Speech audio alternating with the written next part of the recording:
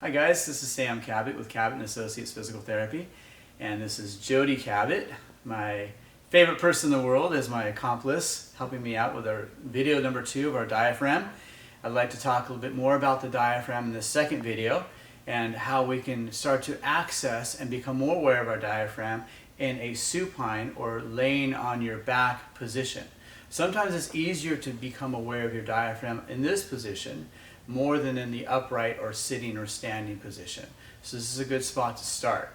Now, to become aware of the diaphragm, if we start to try to breathe down into this section, we want to, and we can't get it, we can't really feel it. We're trying, but we really can't feel it. One little trick we can try is to grab the knees and bring the knees up into the gut, into the abdomen region. So Jody's going to take her knees like so, and she's going to bring the quads, the front of the thighs, into the tummy area. Now that's going to give a little bit of pressure up into the stomach, the tummy, and that's going to push up into the diaphragm, which gives the diaphragm something to push against. So now what Jody's going to do is she's going to try to breathe in, which then allows the diaphragm to push into the tummy, which allows the tummy to push into the quads. Let's give it a try. Take a good breath in and see if that can actually move your legs down. Good, and as you breathe out, the legs come back up. If you don't feel like it's happening, you may need to pull a bit more, if your hips are okay with this, until you can feel that push all the way up into the tummy area. There you go. And then back out. See if that helps you start to find access to your diaphragm. Once you start to get that, go ahead and bring the legs back down. We're going to start to become more aware again of the full diaphragm, not just the section in the front of the diaphragm. We're going to be more aware of that 360 degrees of valuable diaphragm.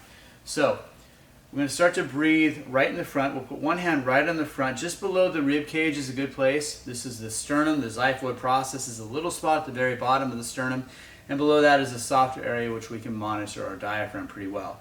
So with one hand, it's nice to put that right in the front here. The other hand will go right in the back, just straight through the body on the other side. And now as you breathe in, you're going to try to feel the diaphragm breathe up into the hand in front, but also down into the hand and back. So you're feeling this expansion this way. Good. And then back out. As you're practicing this at home, do this at a pace where you breathe comfortably. Don't hyperventilate to get the job done. It's a cheap high, but it's not worth it. So just breathe at your own pace when you're doing this. So breathing up in the front and down in the back. Good. That's one way to do it.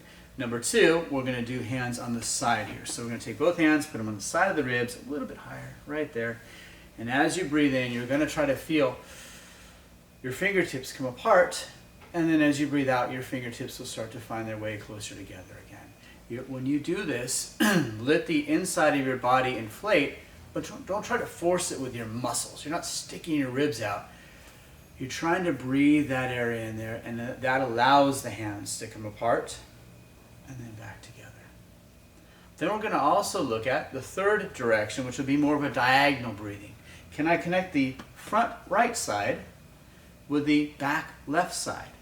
So Jody's going to keep her right hand right here on the front right.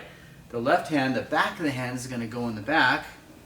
And so there's going to be a diagonal breathing here. Can I breathe this way? This is a great way to really figure out which side of our diaphragm is working better than the other. Because most of us, including me, are going to have a stronger diagonal, an area where we breathe more, and a weaker diagonal. And that's just something we can go after. Good. And then we'll switch. This one's here. This one's here. And it's a diagonal breath in this way now. And again, you're not trying to make the muscles push into those hands. You're trying to allow the diaphragm to breathe those hands apart when you breathe in, and then together when you breathe out. So this is video 2. To gain further diaphragmatic awareness, give this a try, and when you're ready, see video 3.